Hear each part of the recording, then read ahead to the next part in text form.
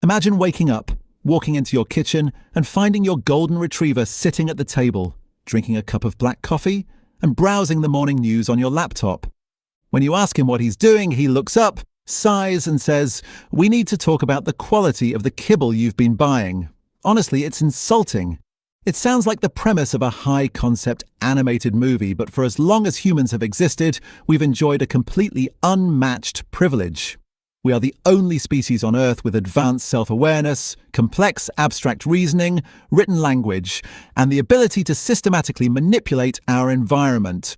Our intelligence made us the undisputed rulers of the planet. But what if, overnight, a biological anomaly granted every single animal on Earth human-level intelligence? No physical superpowers, no telekinesis, no overnight evolutionary physical changes, just raw, human-equivalent brain power, reasoning, problem-solving, strategic thinking, and emotional depth packed into every fur, feather, scale, and shell across the globe.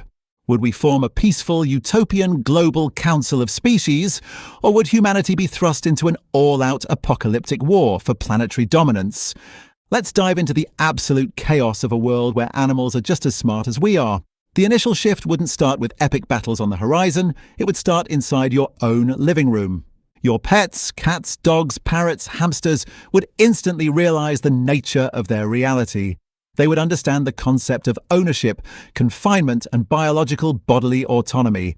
Your dog, who previously thought fetching a ball was the pinnacle of existence, would now understand that he's essentially living in a gilded cage. He'd recognize that you decide when he eats, when he sleeps, and when he's allowed to go to the bathroom. Pets wouldn't just start opening doors and unlocking windows, they would demand negotiations. Cats, already famous for their cold disdain, would likely form localized feline unions. They'd refuse to entertain you, demand higher quality food, and probably start using human tools to alter their environments. Meanwhile, farm animals would realize the horrifying truth of their existence. Billions of cows, pigs, chickens, and sheep in factory farms around the globe would simultaneously grasp that they are being raised exclusively for slaughter. This wouldn't lead to a quiet protest. It would trigger the largest, most violent and coordinated prison break in planetary history. Animals would figure out how to operate gate latches, sabotage automated machinery, disable electrical systems, and overwhelm farm staff through sheer strength in numbers. Industrial agriculture as we know it would vanish overnight. Once the initial shock wore off, humanity would face a terrifying question: who actually controls the Earth now?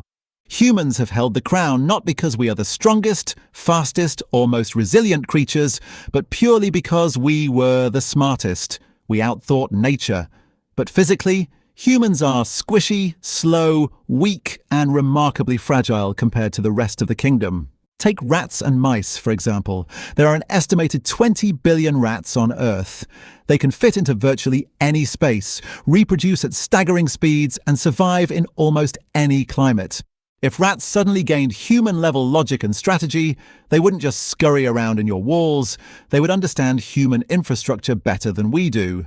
They could systematically chew through internet cables, sabotage power grids, contaminate municipal water supplies, and destroy crop reserves with terrifying precision.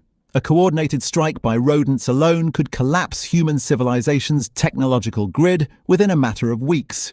In the oceans, a quiet superpower would emerge. Orcas and dolphins, already possessing incredible social structures, would become the undisputed masters of the seas. Armed with human intelligence, orcas could coordinate global blockades on shipping lanes, disable submarine cables, and systematically destroy commercial fishing fleets. And in the skies, crow and raven networks, already known for their problem-solving and memory, would become the ultimate intelligence-gathering service, trading secrets and spying on human movements from above. However, human-level intelligence carries a heavy burden, one that might actually work in humanity's favor. Higher intelligence doesn't automatically mean a unified hive mind. In fact, human history proves the exact opposite. The smarter a group of creatures becomes, the more likely they are to argue, split into factions, and go to war with each other. Animals wouldn't join forces into one massive Planet of the Apes-style army to eradicate humanity. They would bring their own ancient evolutionary grudges into the Age of Reason. Wolves and bears would fight over forest territories using actual military tactics. Chimpanzees and gorillas would engage in sophisticated tribal warfare. Cats and dogs wouldn't team up. They'd hold historical grudges. More importantly, animals would face the exact same existential crises, political debates, and moral dilemmas that humans do. A group of smart elephants in Africa might debate whether to cooperate with human conservationists or declare war on poachers. An intelligent hive of bees might realize their crucial role in the global ecosystem and leverage their pollination services like an oil cartel, demanding environmental protections from human governments in exchange for food production.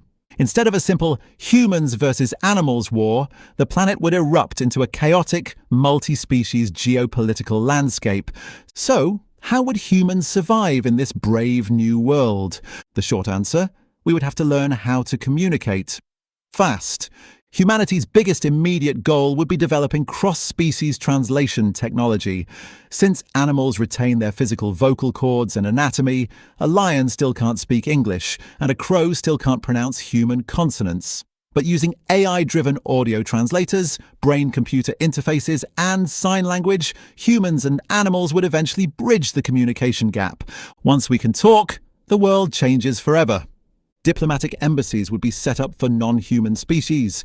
We would see land rights treaties negotiated with wolf packs, ocean resource agreements signed with whale pods, and labour laws established for working animals. A bear couldn't just be shot for entering a town, it would be subject to laws, rights, and judicial systems. Animals would demand territory, resources, and freedom. On the flip side, smart animals could become crucial partners in technology and science.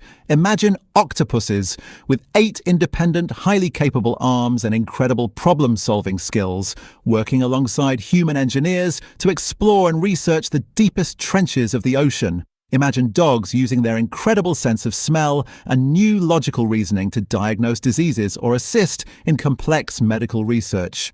Yet, despite potential partnerships, the human species would undergo a massive, humbling demotion. We would no longer be the rulers of Earth. We would simply be one powerful species among millions, forced to share power, land, and resources on a scale we've never imagined. Our entire economy would have to be rebuilt from scratch.